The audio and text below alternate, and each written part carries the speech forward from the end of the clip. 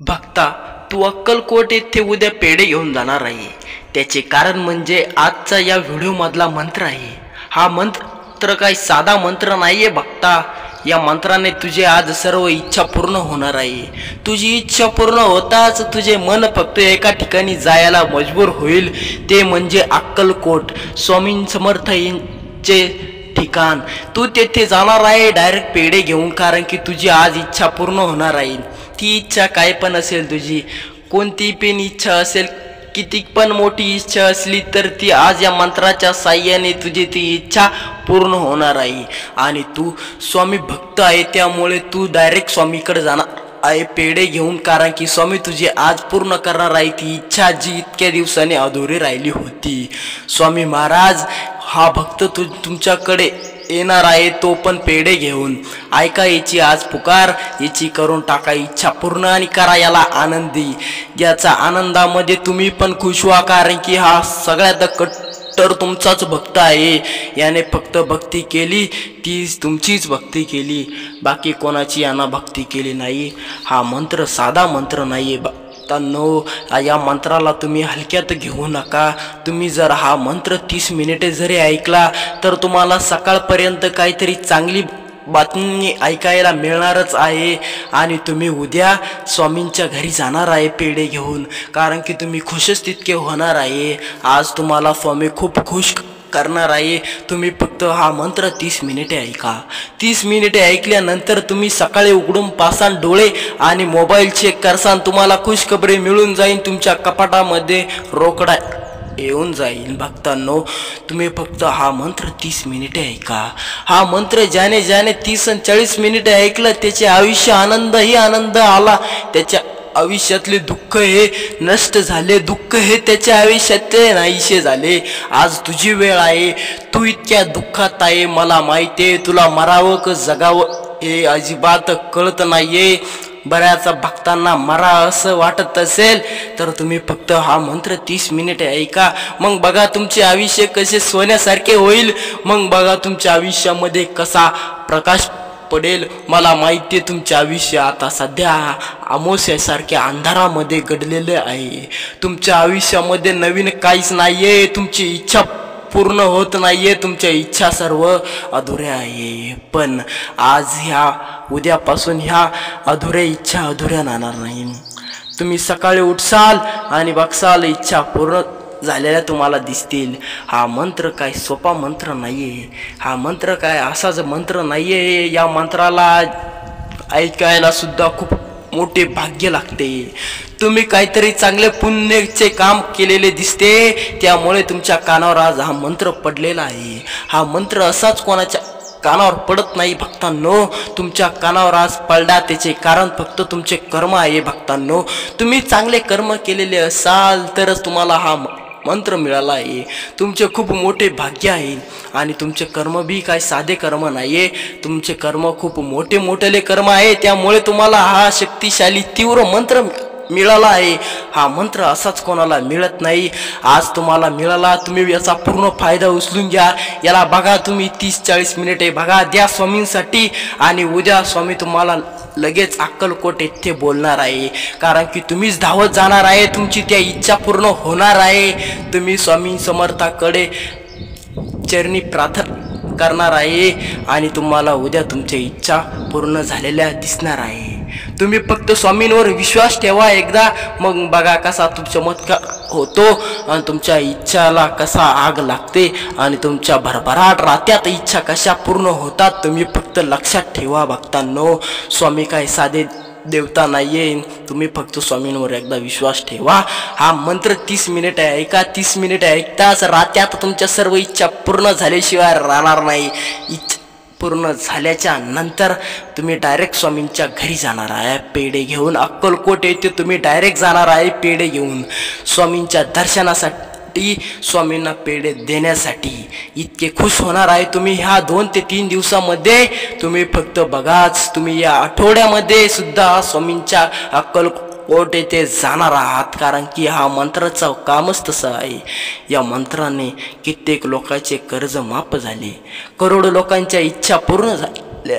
आज तुझी इच्छा पूर्ण झाल्याशिवाय काय राहत नाही स्वामी. तुझी इच्छा आज पूर्ण करून टाकणारच आहे स्वामी महाराज.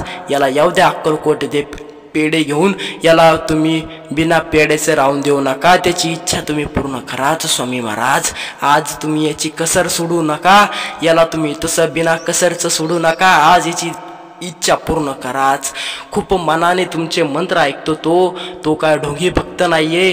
त्याने आपल्या या चॅनलला सबस्क्राईब केलेले आहे. तो या चॅनलवरचे तुमचे रोज व्हिडिओ ऐकतो. आज तुम्ही याचं ऐकाच, एक इच्छा ऐकाच तुम्ही याची. आणि याला उद्या अक्कलकोट येथे पेढे घेऊन येऊन द्याच महाराज. हा उद्याच पळत येणार आहे अक्कलकोट येथे. तुम्ही फक्त त्याची इच्छा पूर्ण करा. याला तुम्ही मोठं करा महाराज. कृपा, एवढी कृपा करा तुम्ही या भक्तांवर. हा भक्त खूप कट्टर भक्त आहे. याने एक पण मंत्र असा सोडला नाही की जी मी मंत्र सोडतो आणि तो हा भक्त ऐकत नाही. हा खूप श्रेष्ठ भक्त आहे महाराज. या भक्तांवर तुम्ही अन्याय अजिबात करू नका कृपया. भक्तांनो, आज आता तुम्ही फक्त झोपा. हा मंत्र ऐका. 30 ते 40 मिनिटं ऐकल्यानंतर तुम्ही झोपी जा. दुसऱ्या दिवशी तुमची इच्छा पूर्ण झालेली असेल. तुमची काय पण इच्छा असेल, करोड रुपये मिळावे असे वाटत असेल, इच्छा असेल ते मिळून जाईन. कोटी रुपयाचे कर्ज माफ व्हावे असे वाटत असेल ते बी होऊन जाईन. तुम्हाला जी पण अडचण असेल, ती पण इच्छा असेल, ती आज या मंत्राच्या साहाय्याने पूर्ण होणार आहे. आणि उद्याच तुम्ही दुसऱ्याच दिवशी तुम्ही स्वामी समर्थ यांच्या आश्रमात अक्कलकोट येथे तुम्ही पेढे घेऊन जाणार आहे. फक्त तुम्ही हा मंत्र 30 मिनिटे ऐका. स्वामींवर विश्वास ठेवा. मग बघा तुमच्या कशा इच्छा पूर्ण होतात. आणि इच्छा तुम्ही मागा स्वामींना. बिना मागितल्याचं काय मिळत नाहीये आणि मागितल्यावर देव सुद्धा मिळतोय. तर चला जाणून घेऊया त्या मंत्राला. करूया आपण सुरुवात करण्यापूर्वी भक्तांनो, तुम्ही जर माझ्या या यूट्यूब चॅनलवर नवे असाल तर कृपया आपल्या या स्वामी समर्थ यूट्यूब चॅनलला सबस्क्राईब करा. कारण की या यूट्यूब चॅनलवर सर्व व्हिडिओ स्वामींचेच आहे. आणि तुम्ही जर कट्टर भक्त असाल तरच तुम्ही या चॅनलला सबस्क्राईब करसाल. हा, आणि कमेंटमध्ये श्री स्वामी समर्थ लिहायला अजिबात विसरू नका. तर चला करूया त्या तीव्र मंत्राला सुरुवात. आणि तुम्हाला करूया मजबूर पेढे घेण्यासाठी. ओम नमो ऋडमुक्तेश्वर श्री स्वामी समर्थाय. सर्व इच्छा पूर्ण व्हावे नमः. ओम श्री ऋडमुक्तेश्वर श्री स्वामी समर्थाय. सर्व इच्छा पूर्ण व्हावो नमः. ओम नमो श्री ऋडमुक्तेश्वर श्री स्वामी समर्थाय. इच्छा पूर्ण व्हावो नमः. ओम श्री ऋडमुक्तेश्वर श्री स्वामी समर्थाय. इच्छा पूर्णाय नमः. ओम श्री ऋडमुक्तेश्वर श्री स्वामी समर्थाय.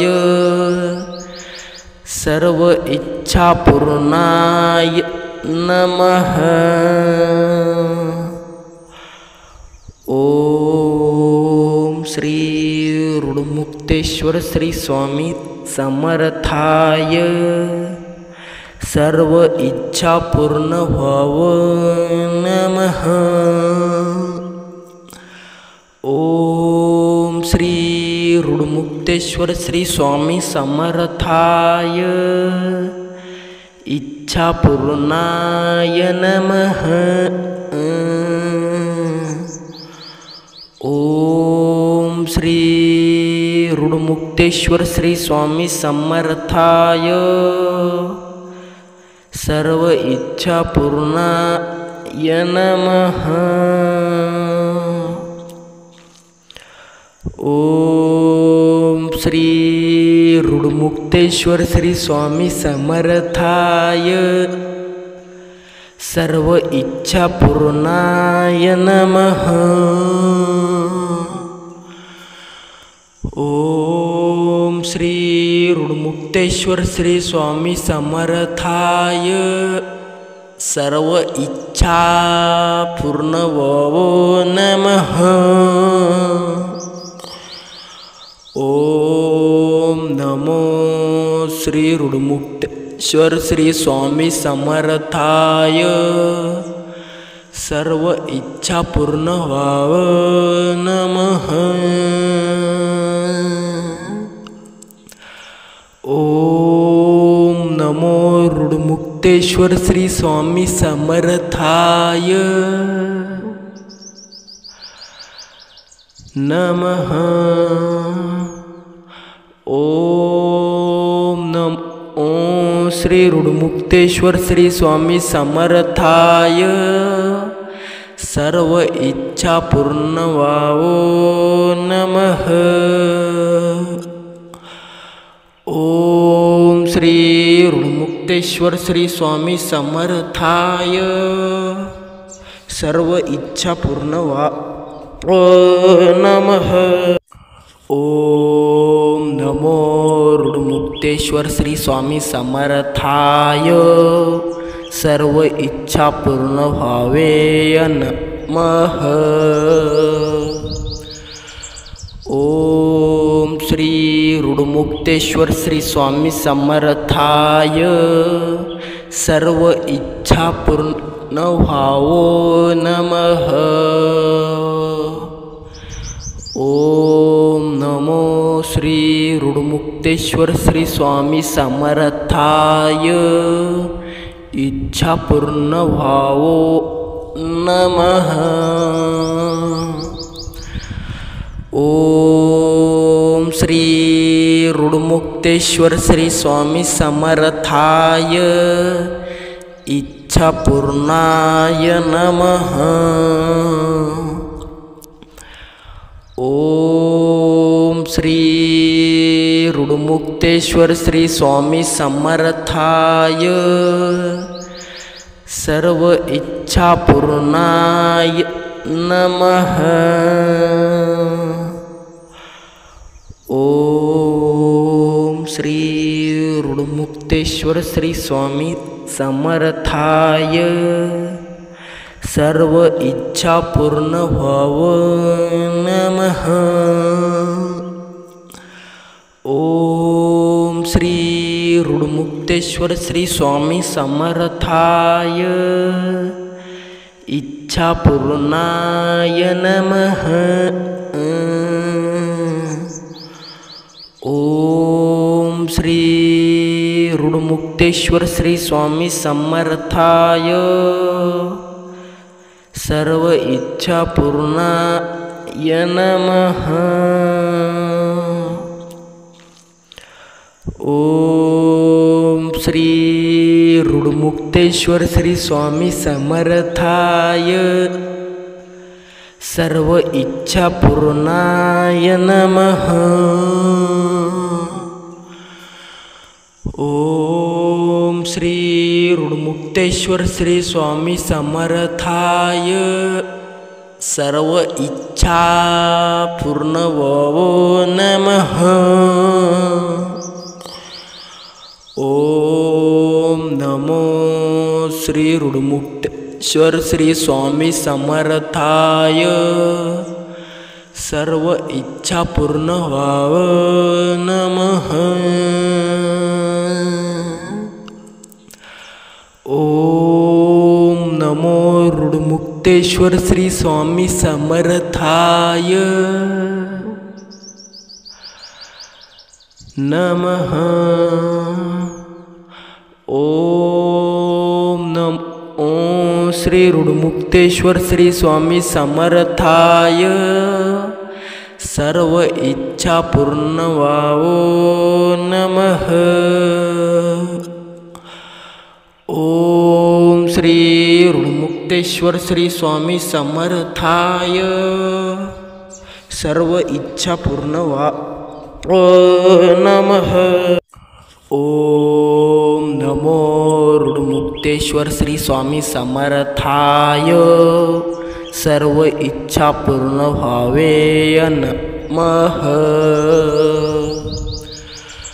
ओम श्री ऋडमुक्तेश्वर श्री स्वामी समर्थाय सर्व इच्छा पूर्ण व्हावो नमः। ओम नमो श्री ऋडमुक्तेश्वर श्री स्वामी समर्थाय इच्छा पूर्ण व्हावो नमः। ओम श्री ऋडमुक्तेश्वर श्री स्वामी समर्थाय इच्छा पूर्णाय नमः। ओम श्री ऋडमुक्तेश्वर श्री स्वामी समर्थाय सर्व इच्छा पूर्णाय नमः।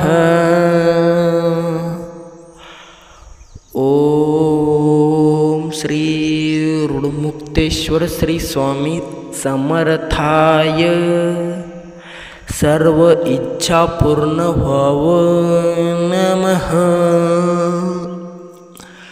ओम श्री ऋडमुक्तेश्वर श्री स्वामी समर्थाय इच्छा पूर्णाय नमः। ओम श्री ऋडमुक्तेश्वर श्री स्वामी समर्थाय सर्व इच्छा पूर्णाय नमः। ओम श्री ऋडमुक्तेश्वर श्री स्वामी समर्थाय सर्व इच्छा पूर्णाय नमः। ओम श्री ऋडमुक्तेश्वर श्री स्वामी समर्थाय सर्व इच्छा पूर्ण व्हावो नमः। ओम नमो श्री ऋडमुक्तेश्वर श्री स्वामी समर्थाय सर्व इच्छा पूर्ण व्हावो नमः। ओम नमो ऋडमुक्तेश्वर श्री स्वामी समर्थाय नमः। ओम नमो श्री ऋडमुक्तेश्वर श्री स्वामी समर्थाय सर्व इच्छा पूर्ण व्हावो नमः। ओम श्री ऋडमुक्तेश्वर श्री स्वामी समर्थाय सर्व इच्छा पूर्ण व्हावो नमः। ओम नमो ऋडमुक्तेश्वर श्री स्वामी समर्थाय सर्व इच्छा पूर्ण व्हावे नमः। ओम श्री ऋडमुक्तेश्वर श्री स्वामी समर्थाय सर्व इच्छा पूर्ण व्हावो नमः। ओम नमो श्री ऋडमुक्तेश्वर श्री स्वामी समर्थाय इच्छा पूर्ण व्हावो नमः। ओम श्री ऋडमुक्तेश्वर श्री स्वामी समर्थाय इच्छा पूर्णाय नमः। ओम श्री ऋडमुक्तेश्वर श्री स्वामी समर्थाय सर्व इच्छा पूर्णाय नमः। ओम श्री ऋडमुक्तेश्वर श्री स्वामी समर्थाय सर्व इच्छा पूर्ण व्हावो नमः। ओम श्री ऋडमुक्तेश्वर श्री स्वामी समर्थाय इच्छापूर्णाय नमः। ओम श्री ऋडमुक्तेश्वर श्री स्वामी समर्थाय सर्व इच्छापूर्णाय नमः। ओम श्री ऋडमुक्तेश्वर श्री स्वामी समर्थाय सर्व इच्छापूर्णाय नमः। ओम श्री ऋडमुक्तेश्वर श्री स्वामी समर्थाय सर्व इच्छा पूर्ण भवो नमः। ओम नमो श्री ऋडमुक्तेश्वर श्री स्वामी समर्थाय सर्व इच्छा पूर्ण भवो नमः। ओम नमो ऋडमुक्तेश्वर श्री स्वामी समर्थाय नमः। ओम नमो श्री ऋडमुक्तेश्वर श्री स्वामी समर्थाय सर्व इच्छा पूर्ण भवो नमः। ओम श्री ऋडमुक्तेश्वर श्री स्वामी समर्थाय सर्व इच्छा पूर्ण भवो नमः। ओम नमो ऋडमुक्तेश्वर श्री स्वामी समर्थाय सर्व इच्छा पूर्ण भावे नमः। ओम श्री ऋडमुक्तेश्वर श्री स्वामी समर्थाय सर्व इच्छा पूर्ण भावो नमः। ओम नमो श्री ऋडमुक्तेश्वर श्री स्वामी समर्थाय इच्छा पूर्ण भावो नमः। ओम श्री ऋडमुक्तेश्वर श्री स्वामी समर्थाय इच्छा पूर्णाय नमः। ओम श्री ऋडमुक्तेश्वर श्री स्वामी समर्थाय सर्व इच्छा पूर्णाय नमः। ओम श्री ऋडमुक्तेश्वर श्री स्वामी समर्थाय सर्व इच्छा पूर्ण भवो नमः। ओम श्री ऋडमुक्तेश्वर श्री स्वामी समर्थाय इच्छा पूर्णाय नमः। ओम श्री ऋडमुक्तेश्वर श्री स्वामी समर्थाय सर्व इच्छा पूर्णाय नमः। ओम श्री ऋडमुक्तेश्वर श्री स्वामी समर्थाय सर्व इच्छा पूर्णाय नमः। ओम श्री ऋडमुक्तेश्वर श्री स्वामी समर्थाय सर्व इच्छा पूर्ण भवो नमः। ओम नमो श्री ऋडमुक्तेश्वर श्री स्वामी समर्थाय सर्व इच्छा पूर्ण भवो नमः।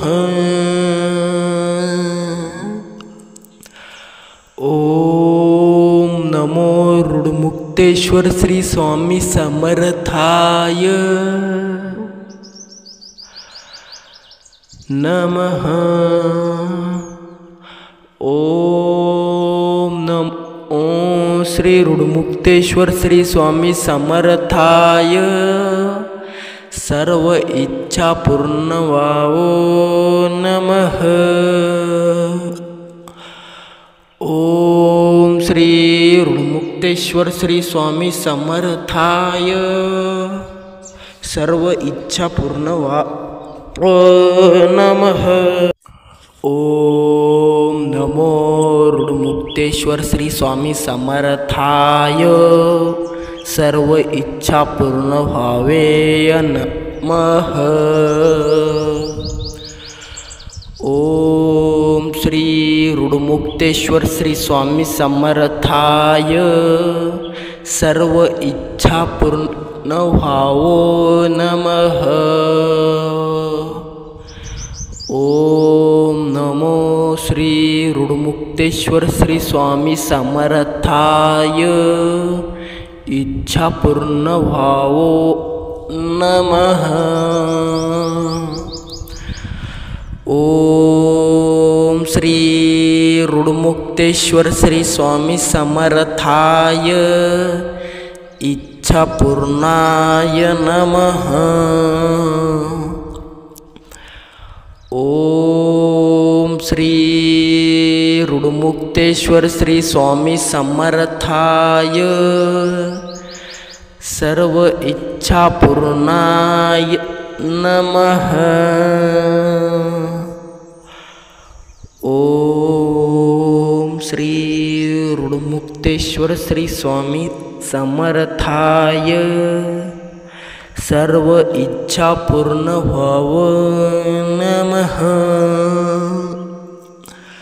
ओम श्री ऋडमुक्तेश्वर श्री स्वामी समर्थाय इच्छा पूर्णाय नमः। ओम श्री ऋडमुक्तेश्वर श्री स्वामी समर्थाय सर्व इच्छा पूर्णाय नमः। ओम श्री ऋडमुक्तेश्वर श्री स्वामी समर्थाय सर्व इच्छा पूर्णाय नमः। ओम श्री ऋडमुक्तेश्वर श्री स्वामी समर्थाय सर्व इच्छा पूर्ण व्हावो नमः। ओम नमो श्री ऋडमुक्तेश्वर श्री स्वामी समर्थाय सर्व इच्छा पूर्ण व्हावो नमः। ओम नमो ऋडमुक्तेश्वर श्री स्वामी समर्थाय नमः। ओम नमो श्री ऋडमुक्तेश्वर श्री स्वामी समर्थाय सर्व इच्छा पूर्ण व्हावो नमः। ओम श्री ऋडमुक्तेश्वर श्री स्वामी समर्थाय सर्व इच्छा पूर्ण व्हावो नमः। ओम नमो ऋडमुक्तेश्वर श्री स्वामी समर्थाय सर्व इच्छा पूर्ण व्हावे नमः। ओम श्री ऋडमुक्तेश्वर श्री स्वामी समर्थाय सर्व इच्छा पूर्ण व्हावो नमः। ओम नमो श्री ऋडमुक्तेश्वर श्री स्वामी समर्थाय इच्छा पूर्ण व्हावो नमः। ओम श्री ऋडमुक्तेश्वर श्री स्वामी समर्थाय इच्छा पूर्णाय नमः। ओम श्री रुडमुक्तेश्वर श्री स्वामी समर्थाय सर्व इच्छा पूर्णाय नमः। ओम श्री रुडमुक्तेश्वर श्री स्वामी समर्थाय सर्व इच्छा पूर्ण व्हावं नमः। ओम श्री रुडमुक्तेश्वर श्री स्वामी समर्थाय इच्छा पूर्णाय नमः। ओम श्री रुडमुक्तेश्वर श्री स्वामी समर्थाय सर्व इच्छा पूर्णाय नमः। ओम श्री रुडमुक्तेश्वर श्री स्वामी समर्थाय सर्व इच्छा पूर्णाय नमः। ओम श्री रुडमुक्तेश्वर श्री स्वामी समर्थाय सर्व इच्छा पूर्ण व्हावं नमः। ओम नमो श्री रुडमुक्तेश्वर श्री स्वामी समर्थाय सर्व इच्छा पूर्ण व्हावं नमः। ओम नमो रुडमुक्तेश्वर श्री स्वामी समर्थाय नमः। ओम नमो श्री रुडमुक्तेश्वर श्री स्वामी समर्थाय सर्व इच्छा पूर्ण व्हावं नमः। ओम श्री रुडमुक्तेश्वर श्री स्वामी समर्थाय सर्व इच्छा पूर्ण व्हावं नमः।